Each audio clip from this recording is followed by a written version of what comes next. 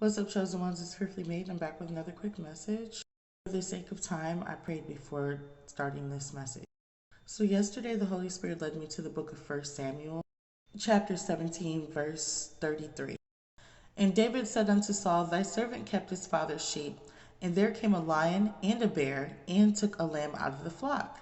And I went after him, and I smote him, and delivered him out of his mouth. And when he arose against me, I caught him by his beard, and I smote him, and I slew him.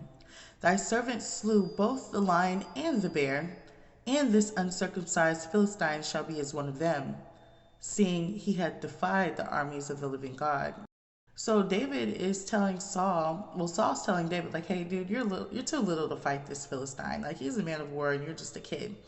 And David's like, I smote a lion and a bear, and just as I did them, I'm going to do this Philistine too. Verse 38 says, Saul armed David with armor and put a helmet of brass upon his head. Also he armed him with a coat of mail, and David girded his sword upon him, his armor, and he essayed to him, Go, for he had not proved it. And David said unto Saul, I cannot go with these, for I have not proved them. And David put them off. So Saul gave David armor, but he took it all off, and he's like, no, I don't need it. And he took his staff in his hand, and chose him 5 smooth stones out of the brook, and put them in the shepherd's bag which he had, even in a script, as his sling in his hand. And he drew near to the Philistine. So David went with a stick and a rock and a sling to go fight this man of war. Completely unprepared, right? Verse 42.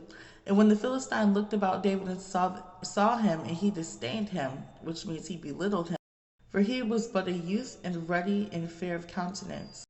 And the Philistine said unto David, Am I a dog that thou comest to me with staves, which means sticks? And the Philistine cursed David by his God. So the Philistine completely underestimated David. Like, you are too small. Like, what is this? Like, what am I, a dog?